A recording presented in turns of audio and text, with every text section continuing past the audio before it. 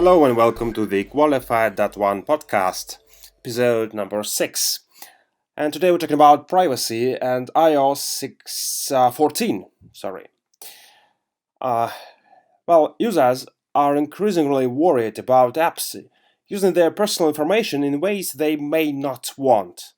With the release of iOS 14, users will have more insight than ever before into when apps are accessing their personal information.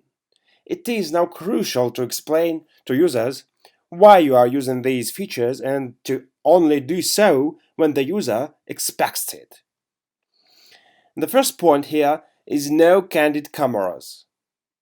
Starting in iOS 14, when an app uses the camera or microphone, an indicator light will show up in the status bar letting the user know that they are being recorded.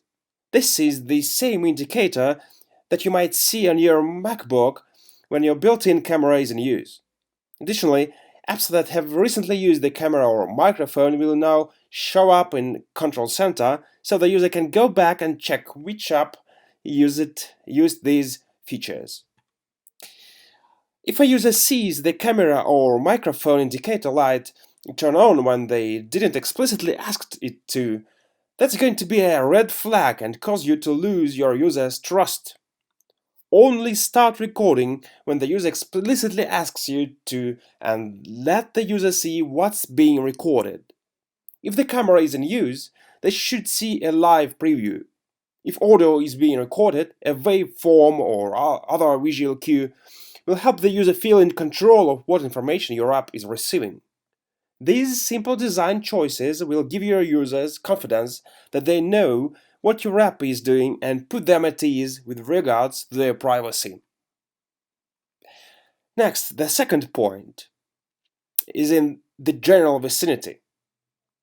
Users will now have the option to only provide your app with an approximate location. This will give you a general idea of where the user is within a few miles.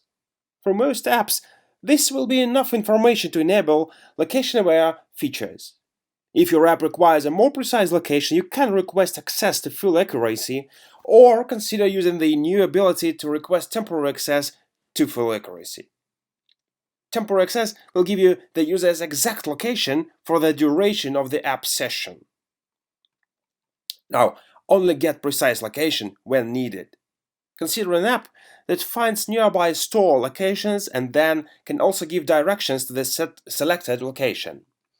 The app can begin by only requesting the user's approximate location to find what stores are nearby. When a user selects a location and wants directions, the app can then request temporary access to the user's exact location.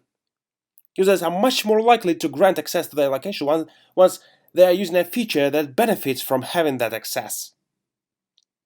And by only asking for as little information as needed, users will feel comfortable knowing that their privacy is being respected while using your app. Now, the third point is pasteboard picking. Another feature iOS 14 surfaces to the user is when an app accesses the pasteboard, any text or photos the user may have copied. In normal situations, there is no need for apps to do anything differently. Some apps, however, automatically check the pasteboard to offer quicker functionality if it contains something they can use. For example, a podcast app may check the pasteboard for a podcast feed URL and then offer to subscribe to that podcast for the user. Starting in the iOS 14, if an app accesses the data in the pasteboard, users will get notified that the app just pasted something. This can feel invasive when the user didn't initiate this action. So check before accessing. In iOS 14, your app can now check to see if the pasteboard contains a URL or a search term before accessing the pasteboard contents. This check will not present a notification to the user, and you can use it to decide if there is an actionable data in the pasteboard. Knowing the pasteboard has something you can use makes it much more reasonable to ask the user if they would like to use the data currently in the pasteboard. Then, when the pasting notification does appear, the user is not caught off guard and knows how the pasteboard data is being used. So next, disclose your tracking.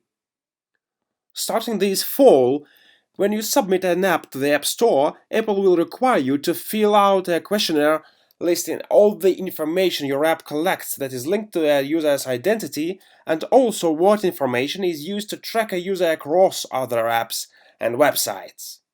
This will be displayed alongside your app in the App Store. Additionally, you will now need to ask users for permission to track them across apps and websites or use the device as advertising identifier. That's a lot to take in, so let's break it down. First, data linked to an identity. If your app collects identifiable information and stores it, then that is considered data linked to an identity. For example, if your app has a user profile and that profile has a location, then you would need to disclose that as data linked to an identity. If you get a user's location to display nearby stores and don't store that location anywhere, then you wouldn't need to disclose that. Next, data used to track. If your app collects any data that is then shared with other apps or websites in order to identify user and other services, that is considered data used to track. This is usually needed for services like analytics and advertising. It is important to note that if you use a third-party analytics library like Firebase or an ad serving network like AdMob, then you must be able to disclose the tracking information they collect. Failure to do so correctly may result in Apple removing your app from the App Store. Next, asking for permission to track. In addition to disclosing what data you track, you must also prompt the user and ask them for permission to track them across apps and websites.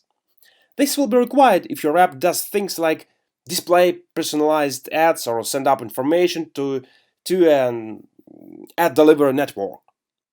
There is, however, an exception. If your app uses tracking information solely for security purposes, then the user prompt will not be required. Now to conclude, trust is earned. Developing trust with your users is just essential for app adoption and retention. With increasing reports about apps silently collecting large amounts of data, users are easily spooked by apps accessing personal information at unexpected times or without explanation. You can avoid scaring off a potential user by being transparent and explicitly letting the user know why your app needs their personal information. Demonstrate respect to your users' privacy by only asking for personal information when needed. This is their device and your app is a guest. Don't barge in with a cacophony of permission prompts on first launch. Take it slow and they'll tell you when they are ready by activating a feature that requires personal information. And if they choose to grant limited access or even deny access to their personal information, make sure that your app responds gracefully and continues to offer as much functionality as possible. That was a podcast by Amer Al-Zubi, staff software engineer at Willow 3 Apps for the Quantified.1.